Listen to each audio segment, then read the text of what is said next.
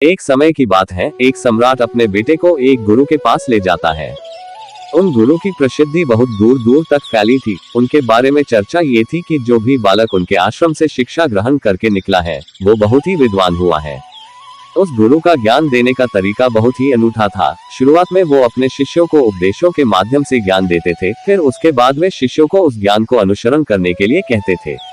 उस ज्ञान को अपने व्यवहारिक जीवन में उतारने को कहते थे। सम्राट ने गुरु से हाथ जोड़कर प्रार्थना की कि वह उसके बेटे को अपने आश्रम में रहने दे और अपने तरीके से उसे ज्ञान दे। उसे इस आश्रम में बिल्कुल भी ऐसा नहीं लगना चाहिए कि वह किसी सम्राट का बेटा है। उसे बिल्कुल साधारण शिष्यों की तरह ही ज्ञान देने की कृपा करे। गुरु ने मुस्कुराते हुए कहा कि हे सम्राट, ज्ञान इसी तरीके से ही लिया जा सकता है। अगर कोई अपने आप को दूसरों से बड़ा समझेगा तो वो ज्ञान ग्रहण नहीं कर पाएगा। अगर आपके बेटे को ज्ञान ग्रहण करना है तो इसे दूसरे शिष्यों की तरह खुद को साधारण समझना होगा। यही ज्ञान ग्रहण करने की पहली सीढ़ी होती है। आप निश्चिंत रहो, आज से आपके बेटे की जिम्मेदारी मेरे कंधों पर है। ये कहकर गुरु सम्राट के बेटे को अपने साथ लेकर नदी के किनारे टहलने के लिए निकल गए। जब गुरु सम्राट के बेटे को लेकर नदी के पास टहल रहे थे तो सम्राट का बेटा अचानक फूट फूट कर रोने लगा। उसकी उम्र अभी सिर्फ 12 वर्ष की थी और 12 वर्ष की आयु में उसके पिता उसे अपने से दूर छोड़कर चले गए थे। ये सदमा वह बच्चा सहन नहीं कर पा रहा था। वह नहीं समझ पा रहा था कि उसके पिता उसकी भलाई के लिए उसे उस गुरु के पास छोड़कर गए हैं। उसे रोते हुए देखकर गुरु ने कहा कि बेटा, मैं तुम्हें चुप नहीं करूंगा। हो सकता है कि आज मैं तुम्हारे आंसू पोंछ दूं, लेकिन कल तुम फिर अपने आप को अकेला पाओगे। याद रखना, जीवन में इंसान अकेला आता है और अकेला ही जाता है। जितनी जल्दी जो इंसान इस बात को समझ लेता है वह उतनी जल्दी आत्मज्ञान के रास्ते पर निकल पड़ता है। गुरु ने अपनी बात आगे बढ़ाते हुए कहा कि जो इंसान अकेला रहना सीख लेता है वही खुद से प्यार कर पाता है, और जो खुद से प्यार करना जानता है वह किसी के भी जाने का अफसोस नहीं करता, क्योंकि वह खुद से ही प्यार करता है। धीरे धीरे तुम आश्रम के माहौल में ढल जाओगे। शुरुआत में तुम्हें समस्या हो सकती है, लेकिन कुछ दिनों के बाद तुम इसे आत्मसात कर लोगे और उसके बाद तुम्हें यही जगह बहुत अच्छी लगने लगेगी। ये जगह तुम्हें अपनी महल जैसी लगने लगेगी। संध्या हो चली थी, दूसरे छोर पर सूरज ढलने लगा था और अपनी लालिमा पूरे आसमान में भी बिखेर रहा था। बड़ा ही सुंदर दृश्य था। गुरु शिष्य को अपने साथ लेकर आश्रम में वापस लौट आए। उस शिष्य को भी थोड़ी सांत्वना मिली, क्योंकि गुरु की आंखों में एक अभूतपूर्व शांति झलक रही थी। और जब हम किसी एकांतवासी गुरु की आंखों में वो शांति देख लेते हैं तो हमारे हृदय से भी सारा भार हट जाता है, मन एकदम निर्मल हो जाता है। जब सम्राट का बेटा रात्रि का भोजन करने के लिए भोजन कक्ष में पहुंचा तो आसपास के सभी शिष्य उसके पास आने लगे। उन सभी को पता था कि वह सम्राट का बेटा है और अगर हम इससे दोस्ती कर लेते हैं तो उसे हमारा बहुत फायदा होने वाला है। यही सोचकर आश्रम के ज्यादातर बच्चों ने उसे घेर लिया था। बस कुछ बच्चे जो अकेले रहने का महत्व समझते थे, जो दिखावे में विश्वास नहीं करते थे, वो उस सम्राट के बेटे के पास जाने की बजाय अपना पूरा ध्यान खाने पर लगा रहे थे और एकांत में बैठकर अपना भोजन कर रहे थे। कुछ दिनों के बाद सम्राट के बेटे की आश्रम के ज्यादातर बच्चों के साथ दोस्ती हो गई। अब वह आश्रम में उन बच्चों के साथ घूमता, उन्हीं के साथ अपना ज्यादातर समय बिताता। सम्राट का बेटा था, सुख सुविधाओं में पला बड़ा था। आसपास बहुत से दास और दासियां होते थे। आसपास अपने मित्रों से घिरे होना, वही दिनचर्या उसने आश्रम में भी अपना ली थी। ऐसा नहीं था कि गुरु को ये सब पता नहीं था, पर गुरु उसे अलग तरीके से ज्ञान देना चाहते थे। बच्चों को ज्ञान आप उपदेश देकर नहीं दे सकते, उन्हें साक्षात्कार कराना पड़ता है। उसके बाद उन्हें वह बात समझ आती है जो आप समझाना चाहते हैं। गुरु को ये बात पता थी कि अगर मैं सिर्फ बोलकर बताऊंगा तो ये कभी समझ नहीं पाएगा। मुझे इसे दिखाना पड़ेगा, इसे एहसास कराना पड़ेगा कि अकेले रहने से ही तुम अपनी शक्तियों को जान पाओगे। ये सीख देने के लिए गुरु एक दिन उस शिष्य को अपने साथ एक पहाड़ी की चोटी पर ले गए। पहाड़ी पर पहुंचकर गुरु ने उससे कहा कि अब तुम्हारा ज्ञान पूरा हो चुका है, बस एक आखिरी रात तुम्हें ऊपर बितानी होगी। उसके बाद अगले दिन शाम को मैं तुम्हारे राजमहल में तुमको पहुंचा दूंगा। वह बच्चा तो ये सुनकर बहुत खुश हो गया कि अब मैं वापस अपने राजमहल चला जाऊंगा। फिर से मेरे दास और दासियां, सारी भोग की वस्तुएं मेरे पास होंगे। उस शिष्य ने गुरु से पूछा कि गुरुजी, मुझे आज रात आप यहाँ पहाड़ी पर क्यों छोड़ रहे हैं? आखिर मुझे कौन सा आखिरी ज्ञान यहाँ से मिलेगा? गुरु ने मुस्कुराते हुए कहा कि यहाँ पर चट्टान के पीछे तुम्हें छुपकर बैठना होगा। यहाँ पर रोज रात को एक बाज आता है, तुम्हें उस बाज को देखना है, बड़ी गौर से देखना है, हर गतिविधि देखनी है। और उस बाज को देखने के बाद अगले दिन अगर तुम मुझे उसकी खूबियां मुझे बता पाए तो मैं तुम्हें तुम्हारे राजमहल वापस भिजवा दूंगा। और हाँ, सुबह आने से पहले एक बात पर और ध्यान देना है, एक चरवाहा यहाँ पर अपनी भेड़ों को चराने के लिए आता है, तुम्हें उन भेड़ों की गतिविधियां भी देखनी है। याद रखना, बाज की गतिविधि रात को और भेड़ों की गतिविधियां सुबह। अगर तुम दोनों की गतिविधियां ध्यान से देखकर मुझे बता पाए तो तुम इस आश्रम से हमेशा के लिए आजाद हो जाओगे। तुम्हारा ज्ञान पूरा हो जाएगा। मैं तुम्हारे पिता को कह दूंगा कि यह बच्चा हमारे आश्रम का सबसे ज्ञानी बच्चा है। ये कहकर गुरु अपने आश्रम में वापस लौट आए और वह बच्चा वहीं पर उस स्थान के पीछे खड़ा हुआ उस बाज का इंतजार करने लगा।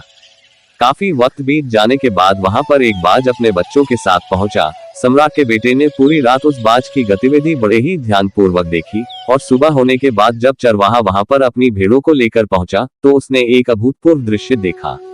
उसने देखा कि वह बाज भेड़ के मेमने को अपने पंजे में दबाकर आसमान में उड़ गया। उसने उस भेड़ के बच्चे का शिकार कर लिया था। ये सारा दृश्य देखकर वह बच्चा आश्रम में वापस अपने गुरु के पास पहुंचा। इससे पहले कि गुरु उससे कुछ पूछते उसने गुरु को प्रणाम करते हुए कहा कि गुरुदेव, आप आश्रम के सभी बच्चों को यहाँ पर बुला लीजिए। मैं सब लोगों को बताना चाहता हूँ कि मैंने क्या देखा। जब आश्रम के सभी बच्चे वहां पर पहुंच गए तो उस सम्राट के बेटे ने कहना शुरू किया कि मैंने अपने जीवन में बहुत से पक्षियों को देखा है, लेकिन बाज उन सभी पक्षियों में से सबसे अद्भुत और सबसे अलग होता है। उदाहरण के लिए हम सभी ने तोता देखा है। तोता बोलता तो बहुत है लेकिन कभी ऊंचा नहीं उड़ पाता, लेकिन एक बाज जो कि हर समय शांत रहता है, वह आकाश को भी छू सकता है। उसमें आकाश को भी छू लेने का सामर्थ्य होता है। एक बार जब वह अपने शिकार को निश्चित कर लेता है तो वह उसी शिकार पर अपनी नजरें गड़ाए रहता है, चाहे वह कितनी भी ऊंचाई पर क्यों ना हो, चाहे कितना भी बड़ा तूफान क्यों ना आ जाए, लेकिन उसकी नजर हमेशा अपने लक्ष्य पर स्थिर रहती है। आज सुबह जिस बाज को मैंने देखा उसने हर भेड़ को अपना शिकार नहीं बनाया, बल्कि उस भेड़ों के झुंड में से उसने भेड़ के मेमने को अपना शिकार बनाया। उस बाज की तरह हमें भी अपना ध्यान अपने एक ही लक्ष्य पर स्थिर रखना चाहिए। चाहे कितनी भी अड़चनें क्यों ना आए, हमें अपना लक्ष्य स्पष्ट दिखाई देना चाहिए। अलग अलग लक्ष्यों में अपनी ऊर्जा बर्बाद करने की बजाय हमें किसी एक लक्ष्य पर पूरी एकाग्रता के साथ ध्यान देना चाहिए। तीसरी बात जो मैंने उस बाज से सीखी और जो हम सभी को सीखनी चाहिए वह यह है कि बाज कभी भी दूसरे पक्षी के साथ नहीं होता, वह हमेशा आकाश में अकेला उड़ता है। इससे हमें ये सीख लेनी चाहिए कि हमें कभी भी छोटी सोच वाले लोगों के साथ नहीं रहना चाहिए, नहीं तो हम भी वही बन जाते हैं जिनके साथ हम रहते हैं। इसलिए या तो बड़ी सोच वालों के साथ रहो या फिर अकेले रहो, क्योंकि जब हम अकेले रहते हैं तभी हम खुद की ताकत और खुद की कमजोरियों को जान पाते हैं। कमजोरियों को जानकर उनको दूर कर सकते हैं और अपनी ताकत को जानकर उसका सही इस्तेमाल कर सकते हैं। लेकिन वह तभी संभव होगा जब हम अकेले रहना सीखेंगे। चौथी सीख जो हमें एक बाज से लेनी चाहिए कि एक बाज हमेशा अपनी सीमाओं से ऊपर उठकर उड़ता है। जब तूफान आता है तो हर एक पक्षी अपने घोंसले की तरफ भागता है, खुद को छुपाने की जगह ढूंढता है। लेकिन बाज ऐसा कुछ भी नहीं करता, वो खुद की सीमाओं को तोड़कर बादलों से भी ऊपर उड़ने का प्रयास करता है। हवाएं उसे थपेड़े मारती हैं, पंख उसके भारी हो जाते हैं। पानी और धूल की वजह से उसे कुछ दिखाई नहीं देता, लेकिन वह फिर भी आसमान की तरफ उड़ता रहता है और अंततः बादलों से भी ऊपर निकल जाता है। और वह तब तक उड़ता रहता है जब तक मौसम ठीक नहीं हो जाता।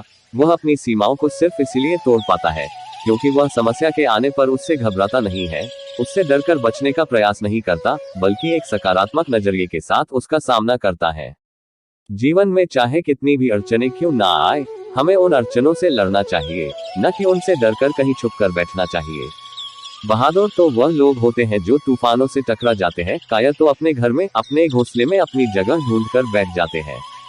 पांचवी बात जो हमें एक बाज से सीखनी चाहिए कि बाज कभी भी अपने घोंसले में घास के कोमल तिनके नहीं रखता। जो तिनके कोमल होते जाते हैं वह उन्हें निकाल कर फेंकता रहता है। उसी तरह चाहे कितनी भी आरामदायक जिंदगी आपको मिली हो, लेकिन उस आराम से ऊपर उठकर अपने लक्ष्य को तोड़कर जीवन में मेहनत करते रहना चाहिए। जीवन में पसीना बहाना चाहिए, शारीरिक मेहनत करनी चाहिए। अपने घोंसले से कोमल तिनके उठाकर फेंक दो और आज ही अपने आलस्य को तोड़कर निकल पड़ो। हर दिन अपने आप को चुनौतियां दो, हर दिन मुश्किलों से लड़ो, क्योंकि वही मुश्किलें तुम्हें मजबूत बनाएंगे। जंगल के राजा शेर को भी झुंड बनाकर शिकार करते हुए देखा जा सकता है, लेकिन बाज हमेशा अकेला शिकार करता है, क्योंकि वह जानता है कि भीड़ हौसला तो देती है मगर साहस छीन लेती है। आदमी को हमेशा अकेले ही आगे बढ़ना होता है। यही कारण होता है कि वह जल थल और नभ सभी जगहों पर अपने शिकार का परचम लहरा सकता है। बाज की उम्र लगभग 70 साल की होती है, लेकिन 40 साल में उसका शरीर बूढ़ा हो जाता है। नाखून उसके पैरों में धंसने लगते हैं, उसके शरीर में पंख चिपक जाते हैं, उसकी चोंच मुड़ जाती है, उसका शरीर भारी हो जाता है। ऐसी स्थिति में शिकार करना तो क्या, उड़ने की भी हालत नहीं रहती उसकी। ऐसे में उसके पास सिर्फ दो विकल्प होते हैं। पहला, या तो खुद की इस अवस्था को स्वीकार कर ले और भूखा प्यासा मर जाए, या किसी दूसरे जानवर का शिकार बन जाए। और दूसरा विकल्प ये होता है कि वह 6 महीने एक बहुत ही दर्दनाक प्रक्रिया से गुजरे और खुद को फिर से पहले जैसा मजबूत बना ले। लेकिन बाज तो बाज है, वह दूसरा विकल्प चुनता है। इसके लिए वह खुद को एक बहुत ही ऊंचे पहाड़ पर ले जाता है, जहां वह पहले अपनी चोंच से अपने सारे पंख खींच कर उखाड़ देता है और फिर चट्टान पर पैर मार मार कर अपने पंजे तोड़ देता है। उसके बाद उसी चट्टान पर अपनी चोंच को पटक पटक कर तोड़ देता है और इस लहूलुहान अवस्था में खुद को दूसरे जानवरों से छुपाता फिरता है। अगले 6 महीने तक वह इसी दर्दनाक प्रक्रिया से गुजरता है और इंतजार करता है नई चोंच, नई पंख और नए पंजों का। तब फिर वह अपनी नई जिंदगी शुरू करता है और निकल पड़ता है अपने शिकार पर और अगले 30 सालों तक फिर से राज करता है। इसीलिए समय आने पर हमें भी अपनी पुरानी आदतों को छोड़ना पड़ता है और कुछ नया सीखना पड़ता है। समय के साथ बदलना पड़ता है, अपने आप को तैयार करना पड़ता है, वरना हमारा भी शिकार हो सकता है, हम भी पीछे रह सकते हैं। इसके बाद सम्राट के बेटे ने भेड़ों की विशेषता बताते हुए कहा कि भेड़ हमेशा झुंड में चलती है, उन्हें झुंड में एक साथ चलने से हिम्मत मिलती है, लेकिन जैसे ही उन पर शिकार होता है, वैसे ही वह भीड़ तितर बितर हो जाती है और उस पूरी भीड़ में से एक भी भेड़ अपने साथी की मदद करने के लिए वापस नहीं लौटते।